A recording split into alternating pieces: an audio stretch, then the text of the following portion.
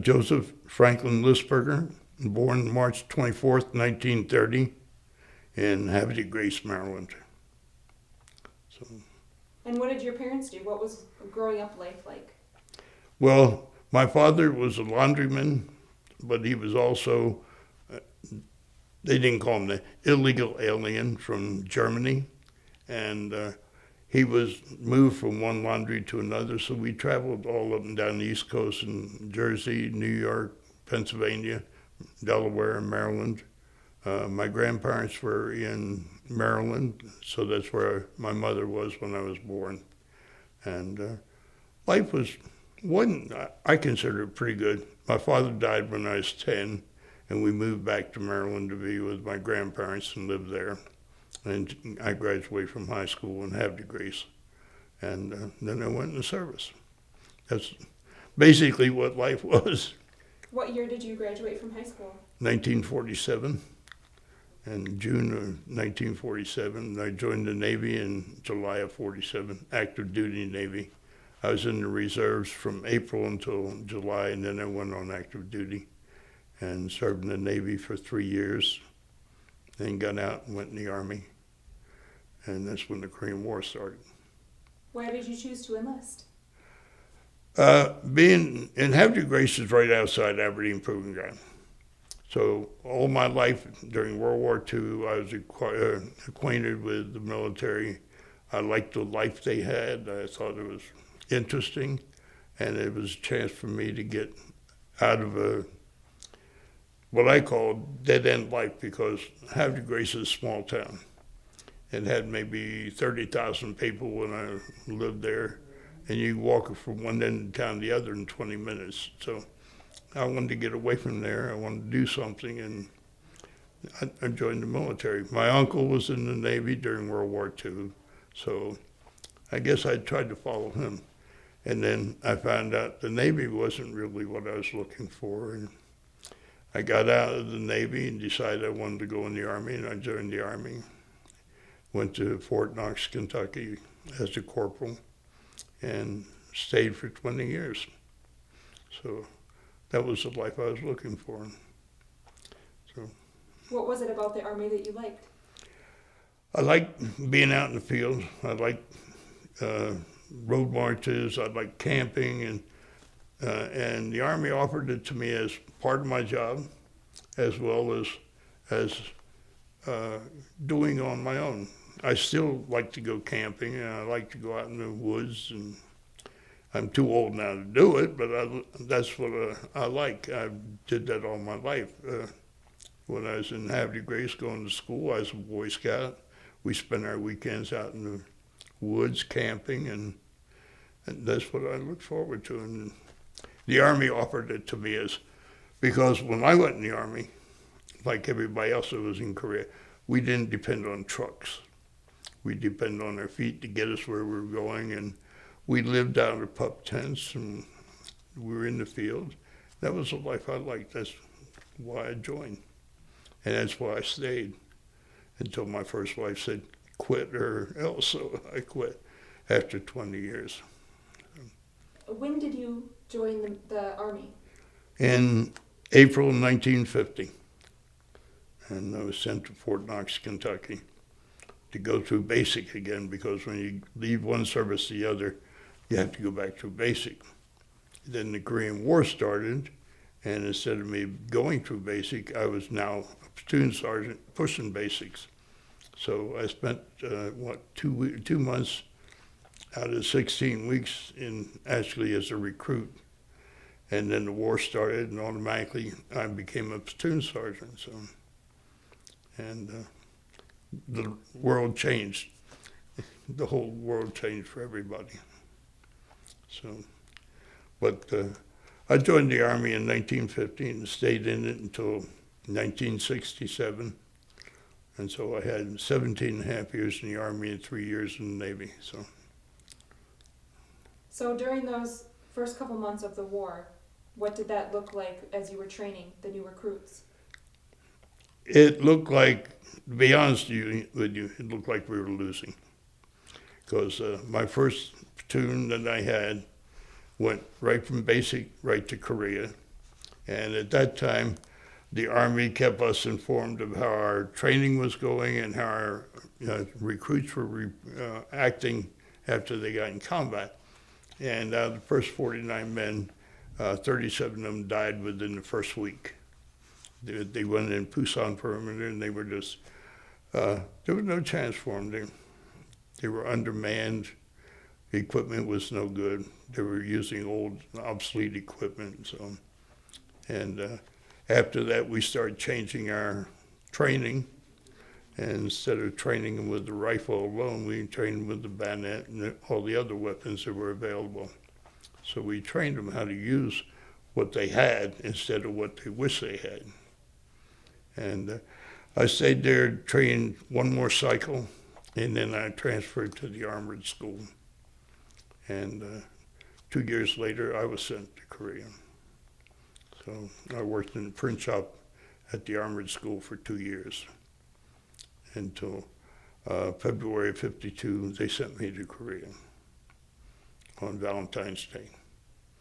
So, where did you land? I went in at Pusan, and they took me up to Seoul by train, and that's where I served my time, was in Seoul for 22 months. I was with the 1st Loudspeaker and Leaflet Company, which is the first psychological warfare unit ever committed to combat. And there was a write-up about my company in Life magazine. It was called Fighting the War with Paper Bullets. And that was about my company in Korea. And that's what we were doing. We were printing leaflets and putting loudspeaker teams on the front line, broadcasting to the enemy, trying to break their morale, and that was the purpose of our unit. And even though the Germans and Japanese used it during World War II, we did not. And the American Army decided that we needed to use it and psychologically destroy the enemy, which it worked in a good, it helped a lot.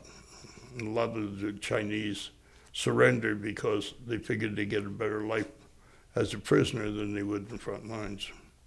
So that was, we figured we did a good job over there. And today, they still have psychological warfare. You know, John F. Kennedy Center in Fort Bragg, that's where it all started. We were part of special warfare. What unit and division, etc., what were you a part of? It was the 1st Loudspeaker and Leaflet Company, assigned to the 8th Army. And we were not assigned to any division. We supported all the different corps, I Corps, 9th Corps, 10th Corps. We supported all of them with loudspeaker teams and leaflets. We printed the leaflets, we rolled them, loaded the bombs and artillery shells, and then took them up and delivered them to the enemy, to our artillery people, and took them to the airfield. And the artillery and Air Corps delivered the leaflets for us, but we got them ready and prepared for them. So, and then there was a battalion, 1st RBNL Radio Broadcasting Leaflet Battalion, was in Tokyo, Japan, and that was our backup, because that was a battalion that was the same size as, well, it was made up the same way our company was, but it was a battalion size. They had a radio company where we had a loudspeaker platoon. They had a printing company, which we had a production publication platoon. So we were a miniature RBNL, actually, but we were called 1st Loudspeaker and Leaflet Company. And we were attached to the 8th Army headquarters. Can you tell me any stories from your time there? Well, we had 5 of our people killed on the front lines. They were actually, one of them was captured, and then we found out later he was killed by the enemy after they captured him. We'd go up there and take their loudspeakers. We'd go up there with 2 Jeeps and trailers, and they would stop at the infantry at the front lines. And then they would take their loudspeakers out beyond the front lines and set them up in broadcasts. And they had no protection whatsoever because the infantry wouldn't protect them, mainly because loudspeakers would draw the enemy's attention and firepower because they were targets then. And so we were very lucky that we only lost 5 in the 3 years we were in the combat zone. Back in our area, we lived good, I will say that, because we built our own club, and we had a real nice mess hall. We built it, and we built our own area. Everything we built, we built. We lived good, but we worked hard. I was platoon sergeant. My platoon people worked 72 hours. They'd get 8 hours off, but then they go back another 72 hours. They didn't even break for chow. The mess hall brought the chow down to them when they were working. The only time they actually got to sit down and eat was during their 8-hour break. And then they went up and partied. Naturally, I don't blame them. I did too. But you put in 72 hours of hard work in a print shop, and it's not an easy life. It's hard, but you do it because that's the way it was. So we lived good. So the 8 hours we had off, we actually did enjoy. And we had movies once a week right there in the company. We had bingo games and for our troops. But like I say, our troops put in hard days. Not days, they'd work 3 days. And what they would do is they would sleep like you'd be running a press. If you get it running right, one man could operate all 3 presses and the other 2 would take a break and get a couple hours sleep or nap and then come back on. And this is a way you could go for 72 hours straight. Otherwise you couldn't do it. You just couldn't pull it because it's manual labor. You're lifting heavy weights and paper weighs a lot. And when you start handling 10, 12 reams, 32 by 42 paper, you're talking about several hundred pounds. And these people, that's the way they lived. But they did it. And I had 3 ex-combat troops that had what we call the honeymoon wounds. One of them got hit in the shoulder, right shoulder, and he couldn't go back on the front lines. He didn't have sufficient time to come back to the States, so they assigned him to my platoon. Another one was an escaped POW, and he brought 5 other people back with him, but he only had 3 weeks on the front lines, not eligible to come home. So he was assigned to the platoon. And the other one, I don't know why, but he was assigned. We had guys that go off the deep end. We had, 4 out of my platoon came back home in straitjackets. They just couldn't take the stress and strain. Family life at home, plus the stress and strain of 72 hours on, 8 hours off. It's just too much for them. And they cracked. And we just took them to 121st, and they sent them home in straitjackets. But it was that kind of life, but it was a good life. I think it was a good life. You can talk to other people who were in this outfit, and they didn't like it because, it was hard. It wasn't an easy life. If you were looking for an easy life, you could go to the infantry and live a lot better. Easier because you're not under the constant strain of 72 straight hours, and they were. And such things as we would get, one example, we worked with citric acid is one of the solutions we worked with, and we ordered it from Japan, and it would come in glass bottles marked citric acid. And when we started using it, we found out it wasn't citric acid, it's sulfuric acid. And as my fingers will show, there's sulfuric acid burns on all my fingers from pouring it on cotton and to wash the equipment down with. Citric acid, you can do that. Sulfuric acid, you can't. It burned all my fingers. So what they did is they just said, okay, get your fingers bandaged and get back to work. And that's the way the life was. And if you did something wrong and got injured and you weren't supposed to be doing it in the first place, our CO said, you got a choice. We can court-martial you or you can forget about it and go to work. And 90% of us just said, okay, fine, let's go to work. And that's the way it was. It's a good outfit. They were good people. I enjoyed every one of them. One of them is living in Kansas. I don't know whether you probably knew him or not. Paul Wolf here. You see him quite often in the Korean War magazine that comes out. He was my platoon clerk, and he served under me for about 12 months. And right now he goes around from one place to another up in Kansas at schools talking about the Korean War. And I'm real proud of Paul. He did a good job for me, and now he's promoting the Korean War. And I think that's great. But basically, that's our outfit.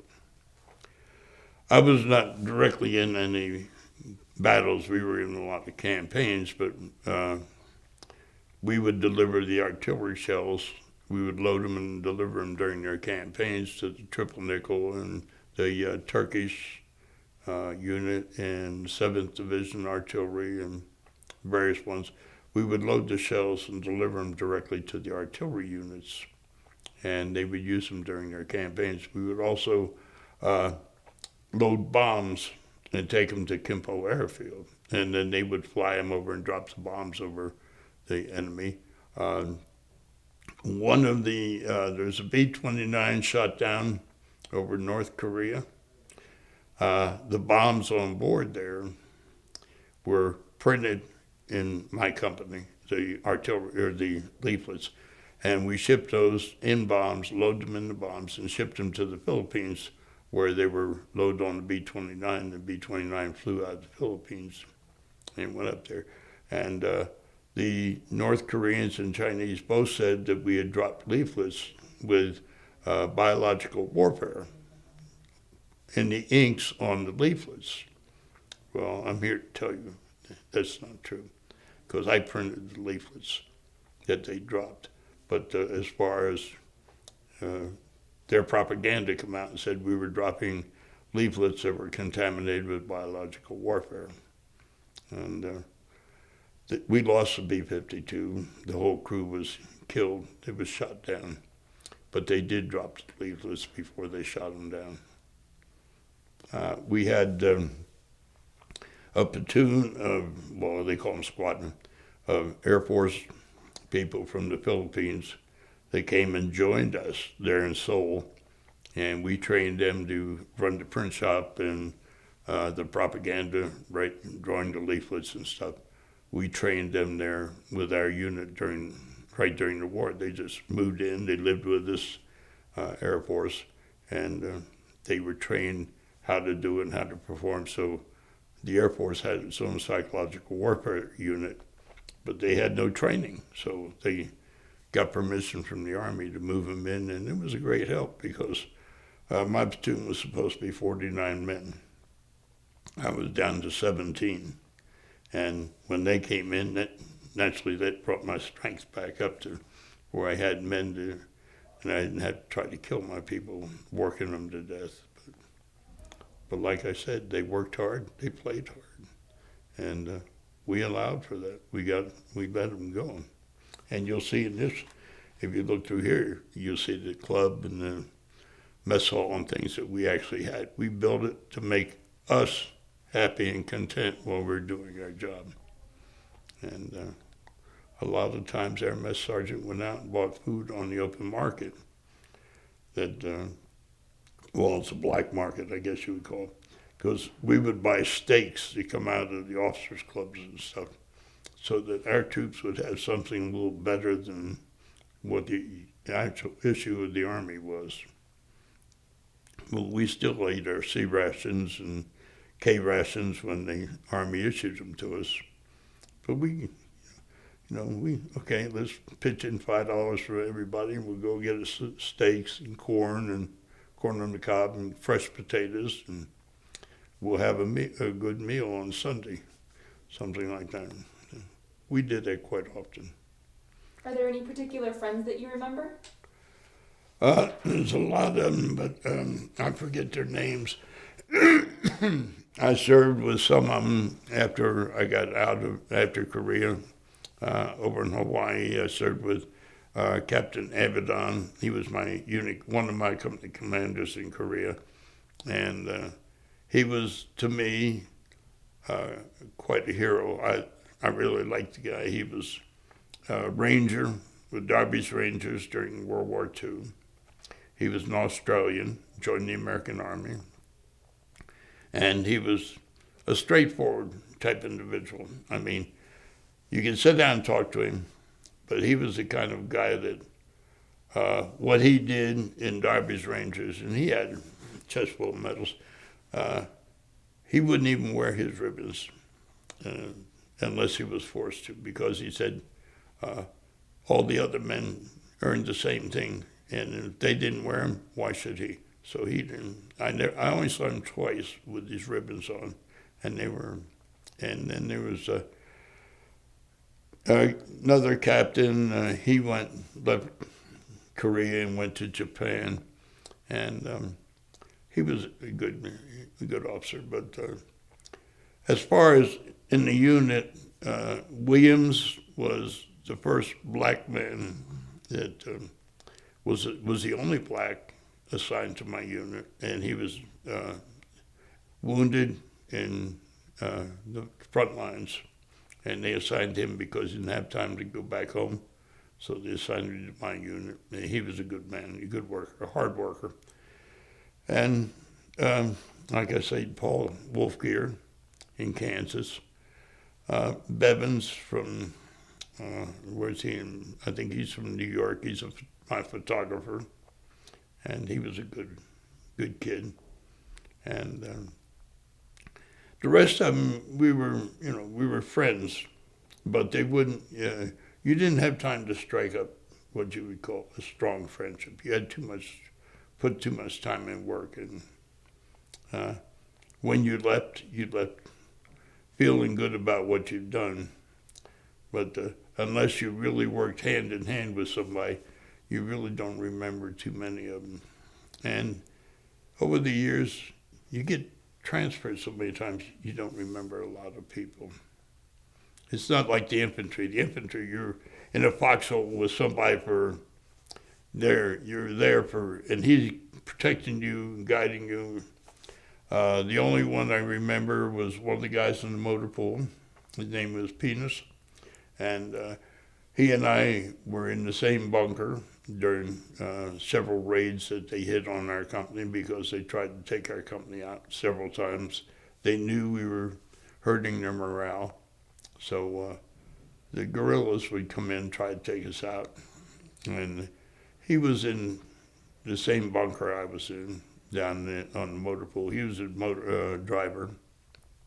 And we spent a few hours protecting one another, and he was one of the guys I remember. But the rest of them, they were just general, It's like you work with somebody for 2 years, and then they go back home, and you forget all about them because they weren't that close. You just worked with them. And that was a type of unit, like I said, we enjoyed our life, what life we had.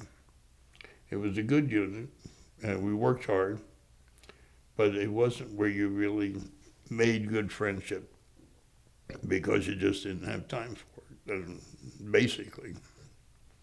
And some of the guys you remember because something they did that was outstanding, but when you left, you met other people that were just as outstanding in the same job. So that's the way, basically, it is. So when did you return from Korea? October 1953. It was after the war was over. I returned on the ship that was had 200 repatriates from prisoner of war camps in North Korea, and the ship that I came back on mutinied.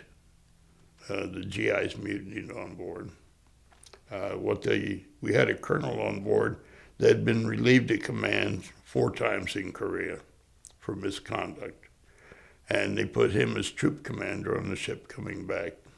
So he took the ex-POWs and put them on KP on the ship back. And he took all of our potatoes and ice cream and fresh milk and stuff that was aboard the ship and dumped it over the side. And the ship originally, when it went over, carried cheese and rice for the Korean people. Well, the Koreans do not eat American rice, and they definitely do not eat cheese, or they didn't then. So they refused to unload it. So he decided that that's what the troops were going to eat, was rice and cheese on the trip back. And when it was raining, you were restricted to the deck, main deck, the open deck. When it was nice up on deck, you were restricted to the compartment. And so actually we mutinied. And when we hit Hawaii, we had 6 master sergeants. They were old timers. Mutinied, they jumped ship. They didn't come back on board ship. When we hit Panama, he had the Marines, he gave us 4 hours off the ship going through the canal. And he tried to have the Marines put us back on board ship. And there were 2,200 of us, and there was only 49 Marines. And the Marines went swimming. We threw them in the canal. And we didn't dock in Puerto Rico. They made the Puerto Ricans go over the side in the whale boats to get on shore. They did the same thing in Colombia, South America. And then when we docked in New York City, they had 2 battalions of MPs patrolling the wharf, and they took us off the ship and put us on ferries and took us right to Camp Kilmer and wouldn't let us talk to anybody on the way. And we were at Camp Kilmer. We got there about 9 o'clock in the morning.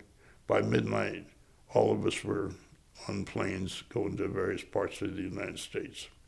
So, but the ship was written up in Reader's Digest as Mutiny at Sea. So that was the roughest part, was coming home. Being in Korea wasn't half as bad. We threw a captain over the side coming home, an Army captain. We tied rope around him before they did it, but 2 master sergeants tied rope around him and threw him over the side because he tried to tell us what we were going to do, and he was out of his territory. So, and it was a rough ride, but we got home, and it was all forgotten about. And the Army tried to do something about it and didn't succeed. So, but other than that, everything was just normal coming home. You know. Everything up to Pusan and from Camp Kilmer on was normal, but the trip itself was bad. But the guys that jumped ship in Hawaii, I met them when I got to Fort Knox, because when I got home they sent me to Fort Knox. I met them there.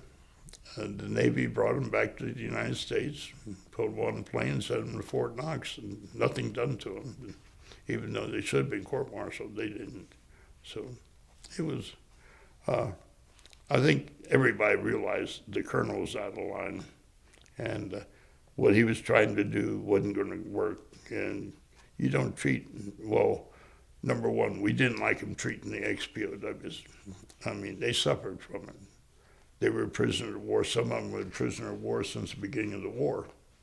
And 3 years as a POW and then put on KP, I don't care. You don't do that. It just didn't feel right to the senior NCOs on board ship.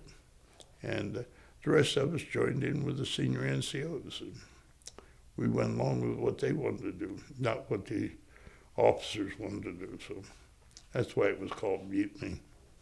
But nothing happened out of it. Didn't seem so, because 3 months after I got home, I was promoted to E6. So I don't think anything ever come out of it. So I think I did a good job. You were in Korea when the war actually ended. What was that like? What did it feel like? It went back to, as far as our unit was concerned, instead of working 72 hours, we went back to actually training, rifle training, PT, running, things like that. We went back to, they decided that we need to keep busy and we need to train. So just in case something happened, we would be trained and capable of doing it. And for the 22 months I was there, training was the second thought. Nobody worried about it. You were working 72 hours. You had 8 hours off. You didn't have time to go on a road march or rifle training or any of that. So what they wanted us to do was, being we weren't producing leaflets and doing work, so now 8 hours of training, you 5 mile road, run for 5 miles every 3 times a week, go out with practice marching and things like that. So one of Bevan's, our photographer, was one of the photographers at the Korean village, photographing the release of the POWs. So he was part of my platoon, but he was released to the Armistice crew because they wanted a photographer, and he was a photographer. So he went up there to do that, and I had to keep track of him because I had to make sure he got fed and housing and stuff, because I was still his platoon sergeant, even though he was assigned up there for the time being. So he was up there with them, and the rest of us, what we did is cleaned our equipment up, got everything, and we got a new piece of equipment right at the end of the war, and it was a new printing press. It was 3-color press, and we never had one of those before, so we all the pressmen had to learn how to operate it, and that was the training. So new equipment come in, train on that. We trained for regular Army training, rifles and marching and running and physical training and things like that. That's what we filled our days with. So it was going from a combat type situation where you were constantly under stress to training. And that's, in those days, that's what the Army did, and that's what we were required to do. And Captain Rodman, who happened to be our CO at the time, he led the training. He was down there, make sure we did the training and did it right. And he enforced Army training, get us back in shape again. So, and it felt good to a lot of us. We didn't like it at the time, go out and running. Why are we out running for 5 miles 3 times a week? But then when we realized, hey, it's put us in shape, but not like this. We're back there in shape. If anything did happen, we would survive, at least get a chance to survive. And that's what we needed. What was your date of military discharge? My final discharge, October 1st, 1967. That's when I retired here at Fort Bliss. And that was 20 years and 6 months. So.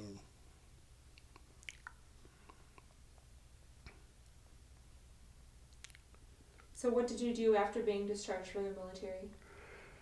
I went to work for, started with a company at White Sands as an electronic technician. I worked for them for about 6 months, and I went to work for Raytheon Corporation as an instructor. And I worked for them for almost 2 years. And then they had a big layoff, so I went to Greenland as a radar technician at Greenland for 30 months. I came back to work and went to work for Lockheed Corporation as a technician and quality assurance specialist. And I worked for them for 23 years. Then after that, I retired from Lockheed. I went to work teaching at El Paso Community College, where I still work today. So what does Korea mean to you now? Korea, to me today, because I've been back there twice since the war, Korea is, to me, is a real good friend. South Korea is a good friend. I have a lot of friends here locally that are Koreans, and we have respect for one another. We appreciate one another, and I think that Korea is, to me, Korea is one of the finest countries in the world. I've been to Germany and Europe, and I didn't like that tour at all. I like Korea. I like the Orient, and Korea happens to be one of my favorites. I have some very good friends that are Koreans, and I respect them, and they respect me. And that's what Korea means. It's a friend. I know if I have any need, they'd be right there for me. I don't have to worry about it. What are some life lessons you feel like you learned from the military? One thing is nothing is free. You got to work for what you get. And there's not anybody out there that's going to give you anything. If you want it, you work for it, you earn it.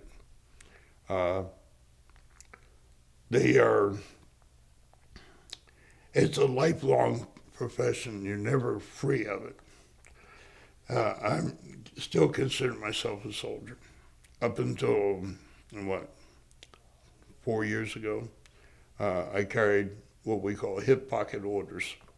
If anything happened and the government recalled us, I had an assignment to report to Fort Bragg, North Carolina, for reassignment to my old unit.